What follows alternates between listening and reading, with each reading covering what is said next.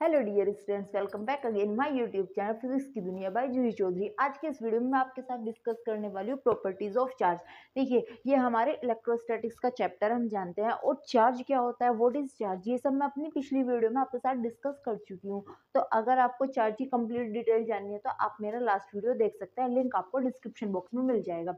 तो चलिए हम अपने टॉपिक पर आते हैं, प्रॉपर्टीज ऑफ चार्ज। आज मैं आपके साथ चार्ज की प्रॉपर्टीज को डिस्कस करने वाली हूँ। चार्ज क्या होता है?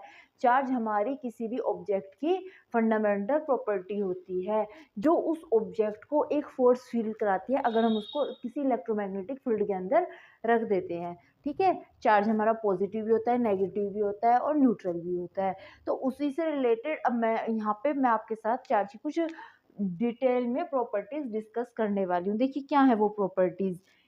फर्स्ट है चार्ज इज क्वांटाइज्ड। क्या होता है चार्ज? क्वांटाइज हमने पढ़ा था ना, quantization of charge Q is equal to NE, यानी कि किसी भी ऑब्जेक्ट पर present total charge elementary charge का इंटीजर मल्टीपल होता है। ठीक है, जहाँ पे n क्या होता है? हमारा नंबर ऑफ पार्टिकल, यानी कि उस ऑब्जेक्ट के अंदर कितने एलिमेंट्री पार्टिकल है वो हमारा n होता है। E क्या होता है? Charge of elementary particle.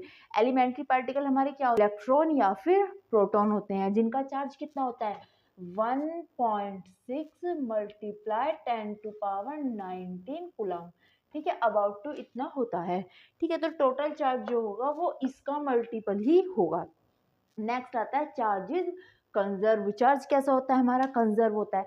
Conserve का मतलब क्या होता है? मतलब कि चार्ज जो होता है हमारा किसी भी ऑब्जेक्ट का कांस्टेंट होता है, यानी ना तो चार्ज को हम क्रिएट कर सकते हैं और ना ही चार्ज को हम डिस्ट्रॉय कर सकते हैं। उसको सिर्फ और सिर्फ एक ऑब्जेक्ट से दूसरी ऑब्जेक्ट में ट्रांसफर किया जा सकता है। जैसे अगर सपोज मैं किसी एक पर्टिकुलर बॉल का चार्ज एक्स गुलाम मानती हूँ तो वो उसका एक्स गुलाम ही रहेगा एवरी कंडीशन में, दैट इज फिक्स, कि इस बॉल का जो चार्ज है वो हमेशा एक्स गुलाम ही होना है। अब वो हो सकता है वो ट्रांसफर हो गया हो। ठीक है, तो इस तरह से हमारा चार्ज ट्रांसफर हो सकता है लेकिन वो कंजर्व ही रहता है।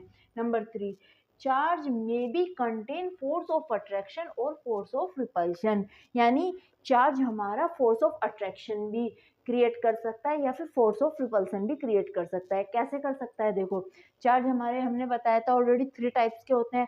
थर्ड टाइप के चार्ज की हम कोई बात नहीं करेंगे क्योंकि वो कंडीशन न्यूट्रल में आ जाती है। ठीक है, हम फर्स्ट और सेकंड बात करेंगे। एक तो हमारा चार्ज होता है प्लस Q और नंबर 2 हमारा चार्ज होता है -Q, यानी एक पॉजिटिव चार्ज और एक नेगेटिव चार्ज। देखो क्या होता है, जब हमारी, अगर हम क्लासिकल फिजिक्स के अंदर जाते हैं तो हम वहाँ पे ग्रेविटेशनल फोर्स देखते हैं और वहाँ हमने क्या देखा था कि दो मासेस, दो ऑब्जेक्ट एक दूसरे को अट्रैक्ट करती हैं। लेकिन यहाँ पे कंडीशन थोड़ी अलग होती है। कंडीशन सिचुएशन तो अबाउट वही है लेकिन थोड़ा सा डिफरेंस है। यहाँ पे क्या डिफरेंस है? जो हमारे सेम चार्जेस होते हैं वो एक दूसरे को रिपेल करते हैं। ठीक है, यानी एक दूसरे से दूर जाने की कोशिश करते हैं। लेकिन अगर हमारे चार्जेस अपोजिट होते हैं तो वो एक दूसरे को अट्रैक्ट करते हैं, यानी एक दूसरे की पास आना चाहते हैं। तो इस तरह से जब हमारी ऑब्जेक्ट एक दूसरे से दूर जाना चाहेगी तो हम उसको बोलेंगे फोर्स ऑफ रिपल्शन। लेकिन अगर हमारे चार्जेस एक दूसरे के पास आना चाहेंगे तो उसे बोलेंगे फोर्स ऑफ अट्रैक्शन। मेरे पास एक चार्ज ये है, ये भी पॉजिटिव है और ये भी पॉजिटिव है, तो अगर हम इनको ऐसे पास लाने की कोशिश करेंगे तो ये ऐसे ऐसे ऐसे दूर हटते चले जाएंगे। ठीक है, इसी तरह से अगर अपोजिट चार्ज होंगे ना तो वो ऐसे दूर भी होंगे तो वो अट्रैक्ट करके एक दूसरे से जुड़ जाएंगे। ठीक है, ये कंडीशन होती है हमारी फोर्स ऑफ अट्रैक्शन और फोर्स ऑफ रिपल्शन की। नेक्स्ट होता है charge is a scalar quantity. क्या प्रॉपर्टी होती है नंबर 4 प्रॉपर्टी चार्ज की? Charge is a scalar quantity, यानी ये सिर्फ हमें मैग्नीट्यूड के बारे में बताता है। चार्ज हमें डायरेक्शन नहीं बताता है कि चार्ज किस डायरेक्शन में फ्लो हो रहा है, कैसे, ये सब ये डिस्कस नहीं करता है। ये सिर्फ इतना बताता है कि इसका मैग्नीट्यूड, किसी भी ऑब्जेक्ट पर इतना चार्ज है, इतना इसका मैग्नीट्यूड है। अब कहाँ है, किस तरह डिस्ट्रीब्यूट हो रहा है, तो अगर ये सब बातें आ जाएंगी तो फैक्टर आ जाएगा और चार्ज हमारी स्केलर क्वांटिटी होता है। Charge is invariant.